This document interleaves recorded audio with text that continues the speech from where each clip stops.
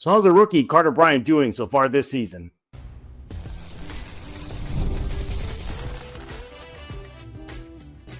You are Locked On Spurs, your daily San Antonio Spurs podcast, part of the Locked On Podcast Network, your team every day. Hey, welcome back to Locked On Spurs. You're in the Locked On NBA Network. I'm your host, Jeff Garcia, Spurs writer for Campos, San Antonio. Glad to have y'all back. Hope you're having a great day. And as always, we thank y'all for making Locked On Spurs your first and only spot for all things San Antonio Spurs. Find us on iTunes, Spotify, Campos Plus app, YouTube. Subscribe ASAP. Become an everydayer. We know that y'all love coming here to Locked On Spurs each and every day. Today's episode is brought to you by FanDuel. If you want to be right in the middle of the action of the season, visit FanDuel.com. Place your NFL live bets all season long. What are we talking about today? We're going to put in the spotlight the rookie, Carter Bryant. You know, he's got a handful of games now under his belt. Obviously, I wouldn't call it a small sample size. It's a pretty good sample size. Now, we're going to look at how he's doing. What is the eye test telling us? What are some of the numbers showing us? Big question, should he remain in San Antonio or perhaps go to Austin? We're going to talk about that in a few minutes and then see what y'all are talking about over at the Locked On Spurs YouTube page. It's going to bring in our guest, the ailing, the under the weather, Rudy Campos. Rudy, how much?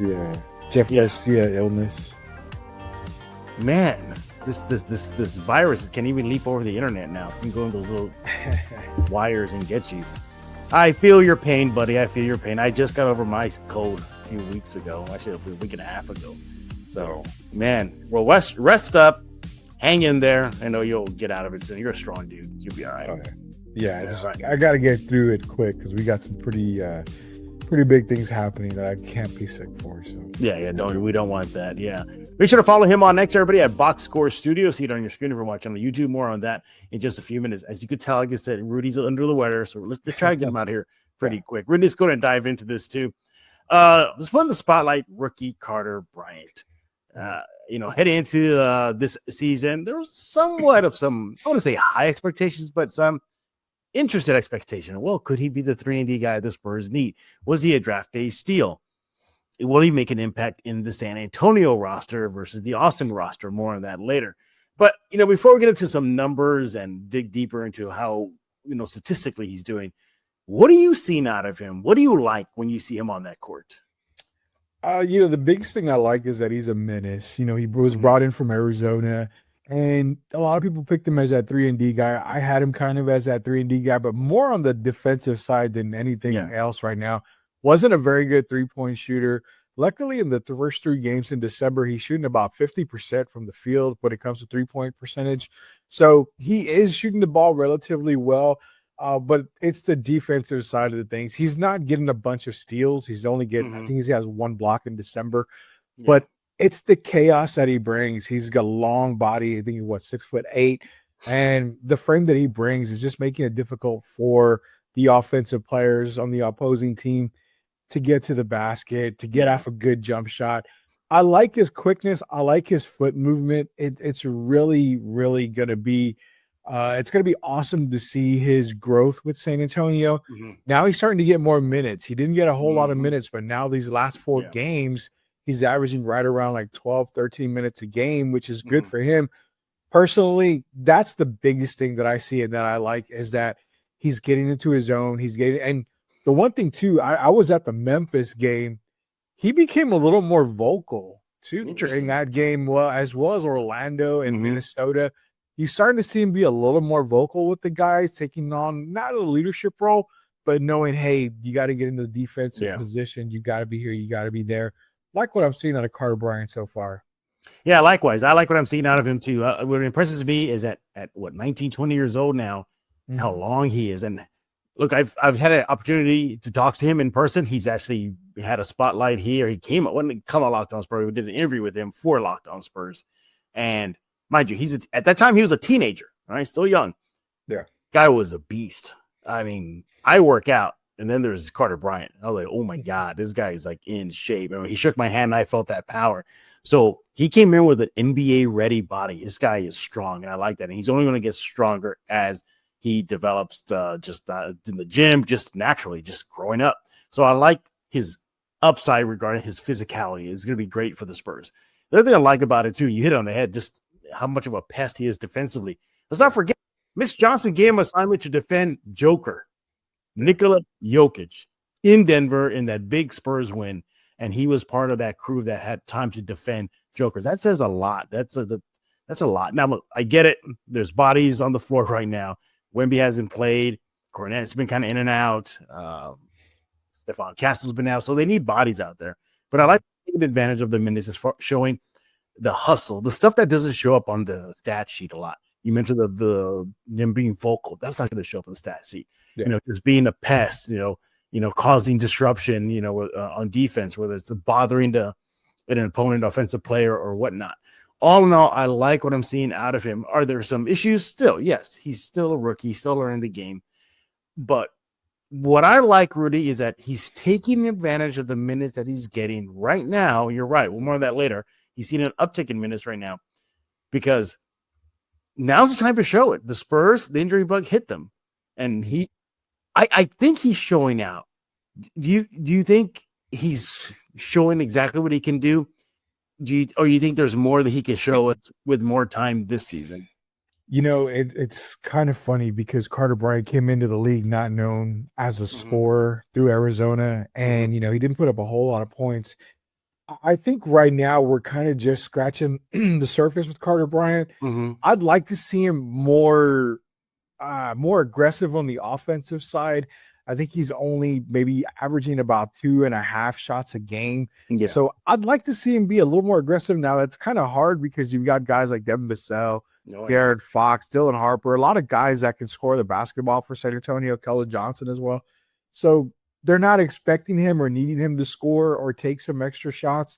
I would like to see him get just more aggressive. And, the way to get aggressive is the way he's done it the last couple of games with Cleveland and Orlando. He's hit the boards, averaging right around 4.5 rebounds a game. Like to see more on the offensive side of that. Crash those offensive boards, get those easy putbacks. Once the ball goes into the hoop, it's going to be a little bit more easier for him to score and stuff. But again, we're just scratching the surface with Carter Bryant. If he's in Austin, he's probably averaging right around 15, 16 points a game. So I think right now getting those NBA minutes is very, very key for him right now. Yeah, you know what? Let's go and do that. Let's take a break. When we get back, let's look at the numbers now. We know the eye test shows that he has a lot of upside, a lot of potential, and he's doing good things. But what do the numbers reflect? Let's talk about that coming up next right here on Locked On Spurs. Let's talk about FanDuel. NFL Sunday moves fast. One big play and suddenly everything feels different.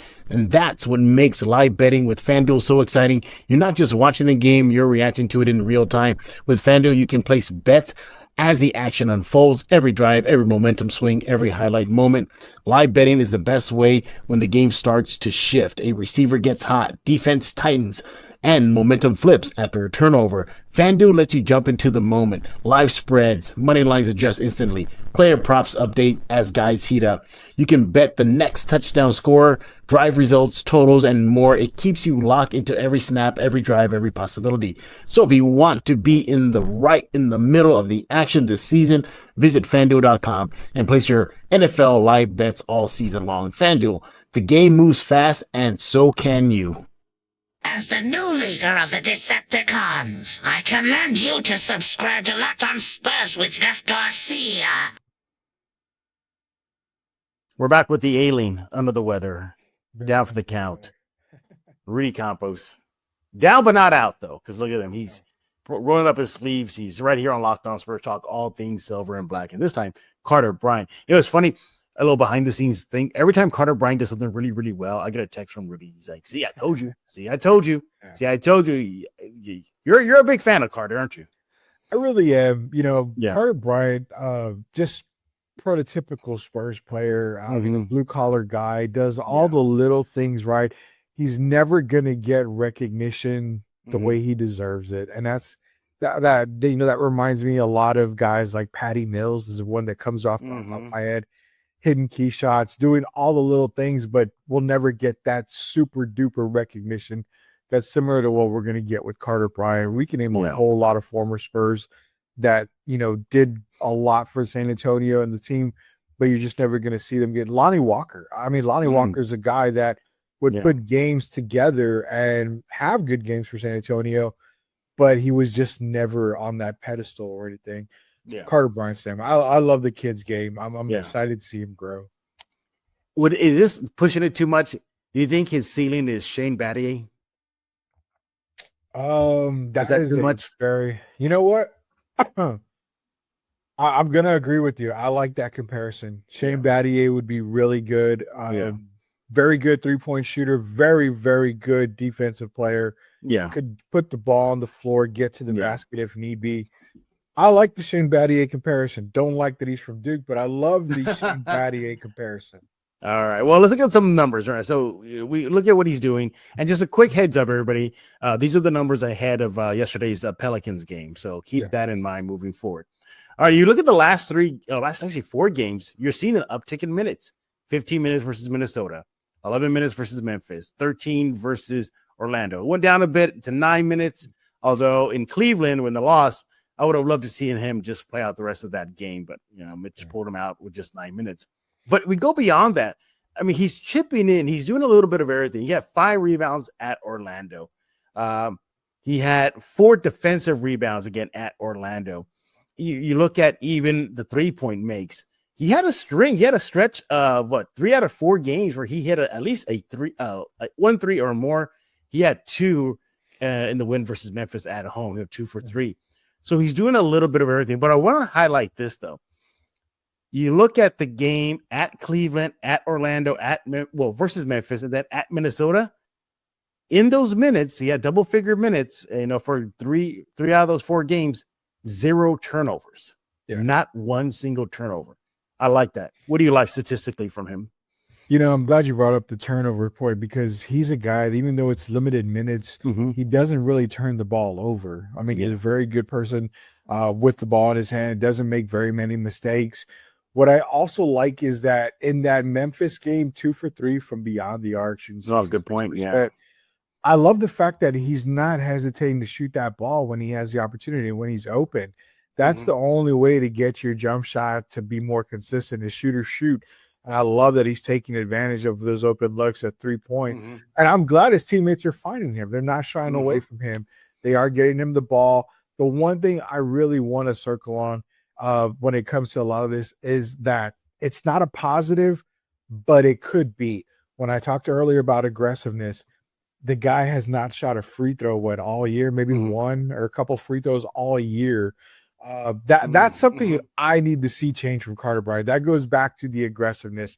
In fact, if I'm looking at it correctly, Jeff, he's 1 for 1 from free throw, and that was a game against Phoenix back in November. So, I mean, I want to see him to be more aggressive. I want to see him get to the basket. He's the type of guy where he's not going to thrill you and wow you from a jump shot perspective. He's the type of guy, like we mentioned, blue collar guy. He's going to mix it up in the paint, and I would love to see him just attack the basket a lot more. Something that we talked about years ago with Keldon Johnson. Remember, he was so much of a jump shooter. We kept screaming, Keldon, attack the basket. Now you see Keldon attack the rim at any point of the game. I would love to see Carter Bryant just to put it on the floor, get to the basket, draw contact, get to the free throw line. You could see his point per game average go up there. But nonetheless, those turnovers, man, and he's not even committing a whole lot of fouls either. And as aggressive as a defender as he is, his fouls are not very high. So, I mean, you really can't see very many negatives. The only negative is he's not getting a whole lot of run. Yeah, exactly. And I think about it, I think he will get run as the season goes on. We'll ask a bigger question in just a few seconds here. But, I think the obvious, we got to talk about the elephant in the room is if he's going to be a 3-and-D guy, he really needs to work on that 3 part of the 3-and-D definition because he's overall, he's attempting about 1.63 attempts a game. He's making 0.5. He's shooting about 29% from the 3 line. From the field, he's averaging about 2-3 shots a game. He's only making about 1, so about 32% from the field in 17 games played. But if there's some sort of ray of hope, you look at the last 3 games again before last night's game versus the Pelicans. It's getting a little better. 44% in the last 3 games from the field, and 50% from the 3 line. But that's ultimately what he's going to be in the NBA. He's going to be a 3-and-D guy. But my goodness, I just feel like that 3 part, it's going to need a lot of work. I know it's way too early to tell, but are we talking about a significant jump from the 3 line? Look, Bruce Bowen did it. The other players have gone leaps and bounds making threes. I feel he has the ability and the capability to get significantly better from the 3 line. Your thoughts? I'm gonna just say 2 words. Year 3 is what you want to really look at. Okay. Rookie season Year for 3, Carter okay. Bryant. Yeah, rookie season for Carter Bryant is you're getting exactly what you're expecting. You know, I mean, he was the 14th pick in this past year's draft. A lot of these guys drafted, right after 10 and below. Some of them take some time to develop their game, get accustomed to the NBA. He came in as a freshman out of Arizona. So, and even at Arizona, he wasn't getting a whole lot of run at Arizona. Like, he wasn't getting a whole lot of, point he was scoring and everything. So he's coming in pretty raw. So I would say year 1, rookie season, okay, you should see a step up in year 2, but year 3 is exactly where you may see Carter Bryant start to peak. And it could be from the 3-point line. It could be the aggressiveness. As of right now, we label him as a 3-and-D guy. I think as media guys, we label him as a 3-and-D guy because that's kind of what we're expecting of him. He could be a totally different player. I mean, he could be a Kawhi Leonard type of player where he's at all levels in every step of the game. So I would say this year we'll take Carter Bryant for what it's worth. Year 2, we should see the improvement. Year 3, I think is where we start to see peak Carter Bryant. Yeah. Obviously the shooting efficiency, those are some issues, low field goal percentage. But I feel like that's fixable from inside the 3, outside the 3. I think he definitely needs to be more aggressive going to the free throw. That's a good point you brought up there. And that's a quick, easy way to get some scoring ability. And just get your rhythm going. Just get your rhythm offensively. We know he can do defensively, but offensively, he can definitely chip in. All right, so let's ask the big question here. Okay. Should he still go to Austin? Should that still be part of his path this season? So when Victor and Stephon Castle do get back, and the Spurs are a healthy team, I really would like to see Carter Bryant go to Austin. Not that he's not doing anything at the NBA level. I think he just would benefit more with getting 25, 30 minutes a game in Austin, kind of having that role where you can kind of bring it back up in the the normal lineup from time to time. But getting a lot of significant playing time is where you want Carter Bryant to be. I love what he's doing right now at the NBA level. But again, there's nothing wrong with going to Austin, playing against, the G League guys where you're developing your jump shot, you're developing, better defensive techniques, you're more aggressive, you can get to the basket. It just translates to nothing but good things. So for me personally, Carter Bryant in Austin, I would take it all day, every day, just because it's going to be significant for his development. Yeah, I'm with you. I think he needs to spend a little time in Austin. I'm not saying the rest of the season. Even I mean, I'm okay with even like about a month out there. Get the occasional recall. Spurs fans are going to go crazy. Oh my God, they recall him, and then they don't play him. But I think giving him about a month out there would do wonders for his development. And I think it'll be a situation where the Spurs coaching staff would be like, oh my God, he's just too good for the G League. Just too good for it. And then, then the other guy, I think about giving him more minutes. But yeah, right now he's primarily taking advantage of freed up minutes, but eventually a healthy roster is going to eat into his minutes. And then that's where you're going to see some of the numbers are plummeting. And that's where it's just best for him to go to Austin. By the way, I had a quick aside with him at the last home game.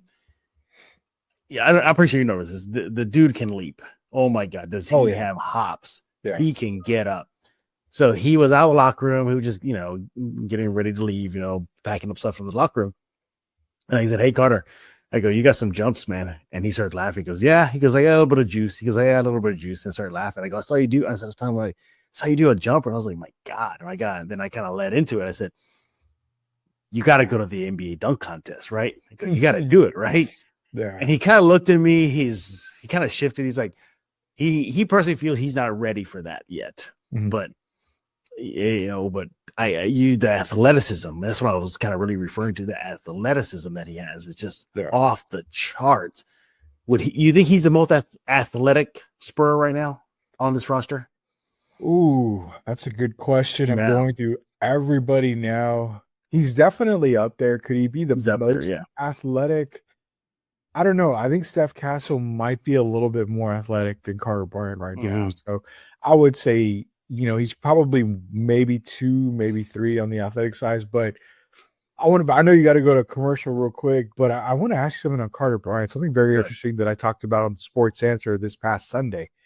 And I brought up the fact that Carter Bryant is a name that nobody talks about within San Antonio fandom right now. Yeah. But if you're talking about a Giannis Antetokounmpo trade to San Antonio and you're the Bucks, do you ask for Carter Bryant? Because if he develops into a player that some people are expecting him to, say he develops into that Kawhi Leonard type of player, I mean, honestly, there's talk about untouchables. I would really be hard pressed to maybe move Carter Bryant as a rookie, even though I guarantee you he's going to be a name that a lot of teams are going to want in a trade, whether it be Giannis or somebody. They're going to want Carter Bryant. Do you think Carter Bryant is expendable? Yeah, I think right now. For that guy that I just showed on your screen, I put him up here again. For that guy, Okay. No, and it's fair enough. I mean, yeah. I figured when I talked to when I was on the Sports Answer when we did the show, I said I think Milwaukee would want Carter Bryant in return, and I'm sure Spurs fans would be like, yeah, no problem. And that's why I wanted to ask you, is Carter Bryant that expendable along with Stephon Cass or somebody else they may ask for? Yeah, I think so. But you know what?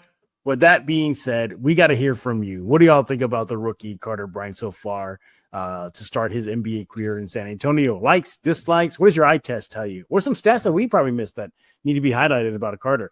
Let us know on X at Jeff G Spurs. Always see on your screen. You let Rudy know at Box Score Studio. More on that later. When we get back, it's time to hear what you guys are talking about over at the Locked On Spurs YouTube page. Let's go do that coming up next right here on Locked On Spurs. There's no reason to let big wireless drain your wallet, especially during the holidays. Right now, Mint Mobile is running their best deal of the year. All of their unlimited plans are 50% off. That means you can lock in 3, 6, or even 12 months of unlimited premium wireless for just $15 a month. That's the easiest way to take your overpriced phone bill and give it the full Scrooge treatment.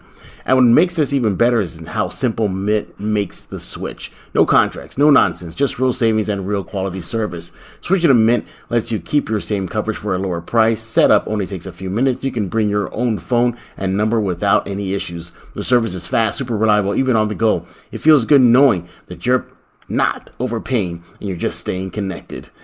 Turn your expensive wireless present into a huge wireless saving futures by switching to Mint. Shop Mint Unlimited plans at mintmobile.com/LockedOnNBA. That's mintmobile.com/LockedOnNBA. Limited time offer, upfront payment of $45 for 3 months, $90 for 6 months, or $180 for a 12-month plan required, $15 a month equivalent. Taxes and fees are initial plan term only.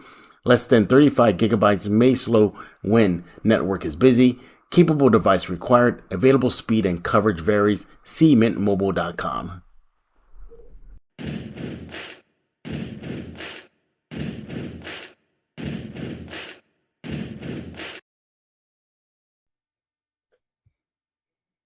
We're back right here on Locked On Spurs, joined by Mr. Rudy Campos of Box Score Studio. More on that later. Follow him on X at Box Score Studio. All right. So you can tell Rudy's under the weather, so let's get him out of here as soon as we can. He can go back into rest and act like a big baby.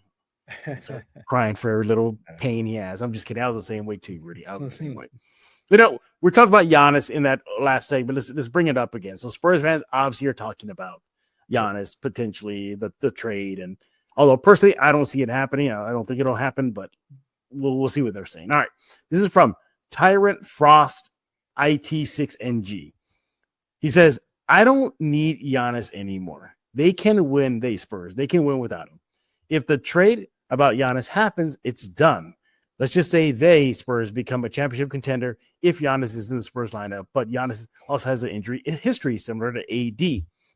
What if both Giannis and Wemby are out of the lineup simultaneously?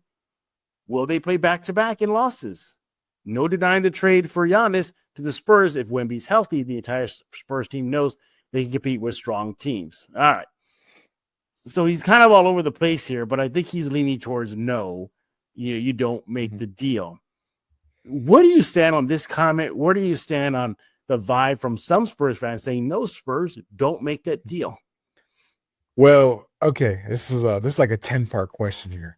No. First and foremost, I've got on a scale 1 to 10, I've got about a 6 right now with Giannis being a Spur. I don't expect it to happen, but Me it would neither. surprise me if it did. Mhm. And that's the way I feel on that. Now, Giannis with the Spurs, yes, it instantly makes them a championship contending team. Instantly. I mean, you're instantly, but what kind of window do the Spurs have with Giannis as a member of the Spurs? You're going to give up a good amount of your core. Mhm. So you are in win now category. Now, there are people out there who feel Victor may not have a long career. So there's also people that feel like Giannis is, yes, he's in his prime, but how much of a career does he have? People think, okay, the Spurs look good right now on paper. We Mhm. haven't seen a full healthy Spurs team. I think we need to see that first. We've got to see how good this team is healthy. And if they feel like they can compete with anybody, which I believe they can, then yeah, you may not need Giannis. I agree with that comment. But at this point in time, if the whole point of the game is to win the game and win the title, Mhm. if you have an opportunity to get Giannis, and especially for a De'Aaron Fox type of deal, Mhm. why not make that kind of deal right now? I Yeah. mean, you got to sacrifice something to get Giannis. And Yep. I agree, you don't need him right now. But again, if he's available and he wants to be a Spur, you make that deal. And also, I'll let you know, they're number 4 on my list of places he would go. Right now, if I rank them, it's the Knicks. I've got the Knicks, the Thunder, and surprisingly, people are a little weird by me, but I've got the Lakers at number 3 as a Interesting. surprise team. I Then I got have Spurs at 4. I have Knicks number 1, number 2, staying in Milwaukee. After all that, just being Mhm. there. And then my surprise pick, not a surprise pick, but I guess on the radar is Houston and Atlanta. Atlanta's a good one. Now, Yeah. I think Atlanta is good, but you've got to remember he wants to go to a win now scenario. Well, I think he goes to Atlanta. He makes them win now. I mean, imagine him. Yeah. I mean, you're giving up Trae Young immediately. You're like, Yeah. you don't need him. Bye. So that'll help. Okay. With the Milwaukee getting their star player back and filling up seats and ticket seller. But is then- Atlanta a championship team?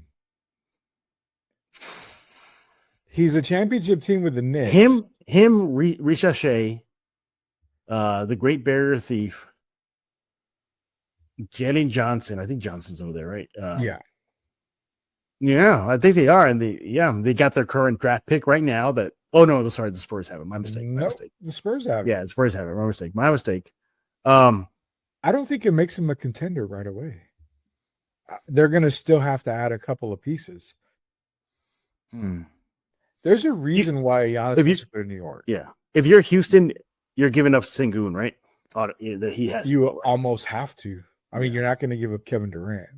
Yeah, it's Sengun. But you're looking at Jabari Smith, Alperen Sengun, maybe draft picks to get him to Houston. Mm-hmm. Now, the scary part is, does Giannis go to Oklahoma City? Yeah, if that happens, it's over. I mean, they run it for years. They can send Hardenstein, Jalen Williams. I mean, they can send anybody. That's why I've got OKC at 2, because, hey, you've got the package. Mm-hmm. You can win for the next 6, 7, 8 years in Oklahoma City. I mean, there's just so much that you can happen. Yeah. I chose the Lakers too, because I mean, the Lakers are the Lakers. They can pair him and Luka in the West, and they can make that work. It's LA. Everybody wants to go to LA. So I don't know. I mean, I think Milwaukee does him right. And since if the reports are true that he wants to go to New York, then they'll try their best. But what is you have to give up Jalen Brunson, don't you? You have to give him up. No. So Karl Anthony Towns is the one that would be. I mean, they would get Towns like they would get a 3. They would get a 3-team trade. It would have to be a 3-team trade in order for it to happen. New York doesn't have the draft capital, and I don't remember. They gave up 5 draft picks for Mikal Bridges, so they don't have the draft capital. They're gonna need a 3rd team to get those picks in there somewhere, and then Karl Anthony Towns, to make the money work, would have to be traded somewhere else. I mean, the Brunson and Giannis combo is insane. I mean, there's a team out there that people really don't talk much about, and that's Minnesota. I mean, they could easily send Rudy Gobert out, out to the east, they could send Julius Randle as well. So I mean, Naz Reid could be a part of that deal.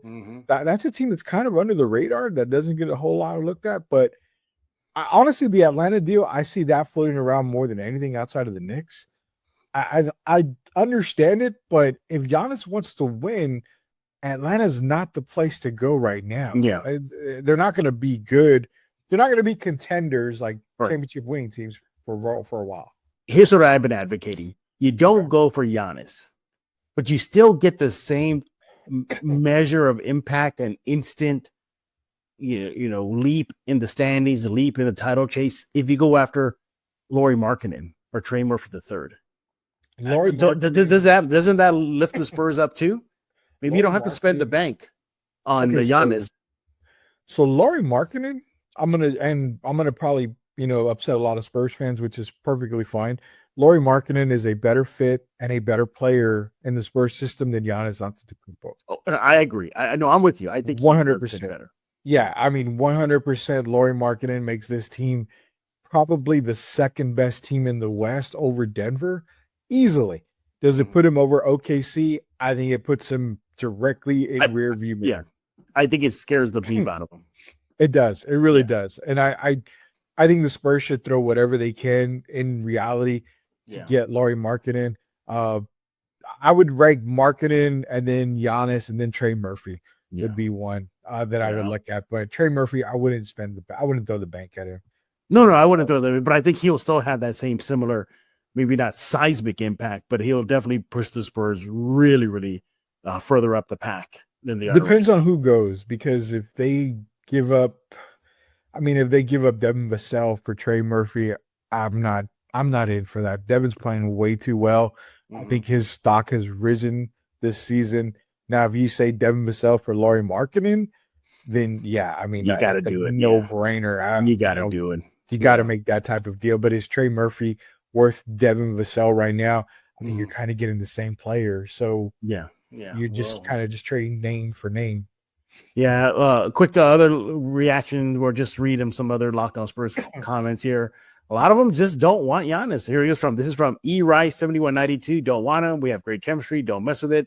Timeline is off too. Here's the Markkanen comment.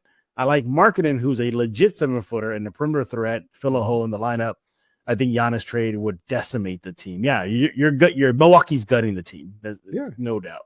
Here's another one. Giannis is a really good player. This is from Eddie Esquierra 4839. Giannis is a really good player, but the Spurs do not need his contract. We already have a really good team, and it's getting even better. So there's just a lot of Spurs fans saying no, don't do it. But yeah, I think you can still have the same impact with a Markkanen, and it might be a little cheaper, quote unquote. Well, I don't know. It's Danny Ainge, so he might drive a hard bargain. Very, very hard. Markkanen would be just as impactful as Giannis. All right, so those are our thoughts, and we thank y'all for leaving those comments on the Locked On Spurs YouTube page. Keep them coming. But what do y'all think about Carter Bryant this season? We talked about him for a couple segments. What do you like, don't like, stats you like, stats you don't like, and what are your thoughts on Giannis? And by the way, if you want to have an in-depth conversation with that, look at yesterday's Locked On Spurs with Matt Kuzman and myself. We dive deeper into that Giannis talk. You heard what Rudy had to say about all the topics here. Let him know on Box Score Studio. Tell us about Box Score. Yeah, Box Score Studio. It's the rebrand, the full rebrand of Sweep the League, which is an old thing in the past now. Be sure to go to Box Score Studio TV on YouTube. Hit that subscribe button where you're getting Box Score content. You're getting some documentaries. Also, you can catch me on the Sports Answer, which is on Answer Now TV every single Sunday. Pretty much doing everything and anything that I can right now. Getting a lot of content for both channels as much as possible. So, yeah, man, we're getting ready for college football playoff brackets. So we dropped our CFP bracket recently. You'll just check that out on both channels. Again, it's Box Score Studio TV on YouTube, and also the Answer Now TV on. There you go. Go follow Rudy right now on X for all that and more. You see it on your screen if you're watching YouTube. If you're not, it's at Box Score Studio. Rudy, get better, get well, drink a lot of. I'm trying. As best you can. But again, we appreciate you rolling up your sleeves and joining us here on Locked On Spurs. Everybody else, we thank y'all for making Locked On Spurs your first listen each and every day. Be sure to follow us on iTunes, Spotify, Campos 5 Plus app, YouTube. You know what to do. Subscribe ASAP. We'll be back tomorrow. The season continues. And by the way, you know, if you're interested in this, the Locked On NBA Network, just a lot when it has this new thing called so they have this thing called the Everydayer Club. So basically, did Locked On Spurs make it on your Spotify Wrapped? Prove it on social media. Secure a free month of our brand new Everydayer Club. Just tag our national Locked On Podcast Network account on any social platform, and we'll drop you a code. Be one of the first to join the Everydayer Club and get your favorite show ad-free, and exclusive access to the members-only Discord channel. So yeah, go sign up right now. It's called the Everydayer Club, and we appreciate if y'all do that. So keeping on right here at Locked On Spurs and the rest of the Locked On NBA Podcast Network. So for Rudy Campos, I am Jeff Garcia. We're going to put a lock on this episode of Locked On Spurs.